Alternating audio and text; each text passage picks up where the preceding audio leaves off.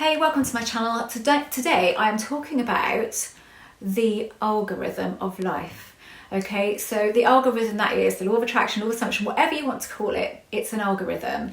So when I get people saying to me, I can't make it work for me, it doesn't work for me, it works for this person over there, but it doesn't work for me.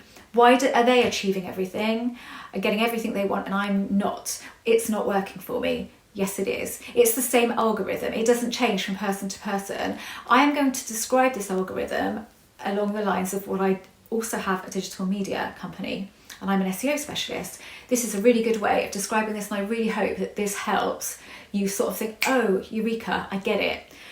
Let's talk about the Google search, okay? So that's what I deal with. If you have a website, you optimize it. So if somebody was looking for bright pink shoes and they were in Bath, for example, this is just an example because I live in Bath, bright pink shoes Bath, they type that into the Google search.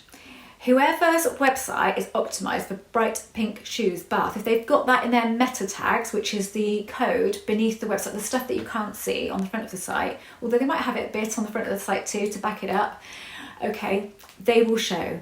Any website that sells pink shoes but does not say in the meta description, so the coding, that they have pink shoes, that it's not optimized for bright pink shoes, will not show. That's what's going on here. So the algorithm is crawling you and reading your feelings. And if your feelings are not in line with what you want and that person's over there are, they will be getting what they want and they desire because it's being read, their feelings are being read. Now I'm going to talk about Google Images, because when I optimize a website, I would go in and I would look at what images were on that website and I would say, okay, let's say I'm doing a website about cats and there's a picture of a black cat. Let's say, I'm just going to keep it really simple, black cat, okay? There's an image of a black cat on this site and I want to get that image to show on Google Images. Google Images can only read the text. Google can't read a picture. It doesn't know that that photograph is of a black cat unless you tell it. If I had told Google, so if I'd have put an alt tag on that, which is the tag behind the image that can't be seen by the public, only by a developer, or if you look into the source code on a website, if I had put bright pink fluffy cat, for example, on it, even though it's a black cat, Google will read that bright pink fluffy cat. And if somebody then typed in Google Images bright pink fluffy cat, they would see my picture of the black cat. And they think, well, that's not a bright pink fluffy cat. Well, no, it's not. But Google doesn't know that because Google can only read the text. It doesn't know what that picture is unless you tell it what it is. So you imagine that your manifestation, what you want to manifest, your desire, okay, it's there. Imagine it as a picture. And then what you're doing in the code, you are putting a bit of resentment for this if it's a person. And then you are adding in, it isn't here yet. Where is it? Everyone else is getting, I'm not getting. And you are labeling your desire with those tags. So what happens? The algorithm of life, that is the law of attraction, if we're going to call it that, reads all of that stuff. It doesn't read the desire, because the desire is the picture and you aren't feeling that. You aren't feeling the desire. You are feeling all of these other things. So you're desiring that, and maybe you're putting in techniques and doing all of this stuff in order to get this, but it can't be read because you aren't feeling it. And all that the algorithm can do is read your feeling. It's a bot and it reads your feelings and it translates it into reality. So your feelings it reads, okay, I'm reading it, here you go.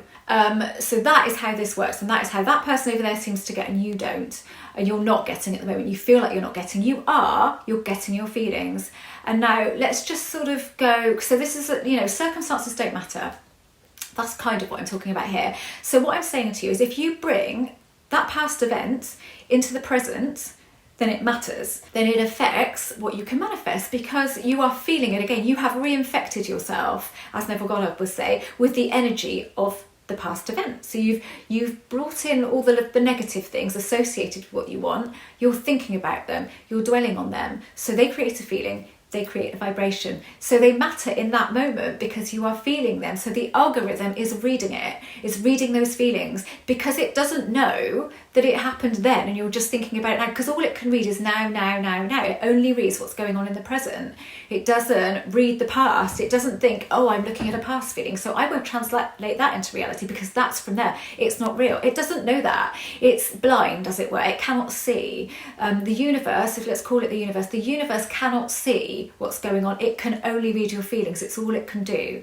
So if you bring the past into the present, it's not just a memory to the universe, it's only just a memory to you, and you're reinfecting yourself with that energy, and that's what you want to stop doing. What you want to do is reinfect yourself with a good energy. So reinfect yourself with the energy when that, maybe it's a relationship, when that relationship was good. Go back to that version of you and feel that energy, because that's a now, and that's a now, and that has to be read at some point. It has to be, and that has to be read. If you keep doing it and get that feeling as a more dominant feeling, it will start to be read and it will start to show back to you.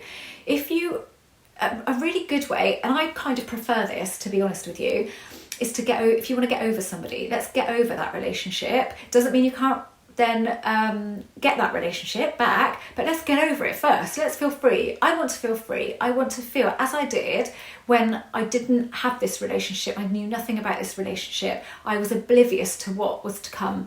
So you go back to a you when you were happy, having fun in life, having a great time, but you'd never met this person at that point, and you go in and you find that energy and you reinfect yourself with that energy, because what that does, honestly, believe me, it completely clears you and makes you feel free, allows you to feel free. You will still think about that person, but not even half so often, probably a quarter of the time that you were thinking about them before, and it will be less and less frequent. You will go hours without thinking about them. And then if you decide that you would like to manifest it, you're doing it from a completely different reference point. That would be my preferred way, probably. And I know a lot of people don't want to hear that, but it won't stop you from manifesting it. So don't be scared of that. And what is better than feeling free? So reinfect yourself with the good energy. I don't, infect is probably not the best word, but I know that Neville Goddard did use that word, so but maybe it's not the best. Boost yourself, boost your subconscious with the energy of what you want to feel. That's the best way to describe it, I guess. So circumstances don't matter to the universe because it doesn't read what's gone on in the past. It's already read that and it's already showed that to you. Now it's moved on and it's going to show whatever's in here now. Whatever you're feeling, it's going to read. It cannot read what it can't. If there's no label on it, it can't read it. It can only read the label. So if you want something but you've put a different label on it, which you will have done, if you are feeling all of this other stuff, you've definitely put the wrong label on what you want, so you made a mistake. So that's okay, just change it. Then that's what's going on here. I really hope that makes sense and didn't sound too kind of geeky and techie, because I'm not techie at all, but I just thought it was a really good way of describing it, because it really kind of is as it is. The difference is that the Google algorithm, every now and again there's an update, and I have to keep an eye on that for optimization purposes, and I know when there's an update and I go in and I might have to change the way that I do things. But this algorithm never changes. It never updates. It's always the same. It just keeps on going, like your heart beating. It does it day in, day out, never changes. So that's what's going on here. There's never an update. It's never going to be any different than it is. So if things are working out for that person but not for you, it's only based on their feelings. Their feelings are being read and deciphered and understood by the algorithm, but yours aren't, because you've put the wrong label on your desire. That's it. I'm not going to say anything else. Thanks for watching. All of my books are listed below. I'm an author. They're all based around the law of attraction. I offer Zoom coaching. I offer email coaching. My son Harrison has a channel which is listed below. And I think that is that.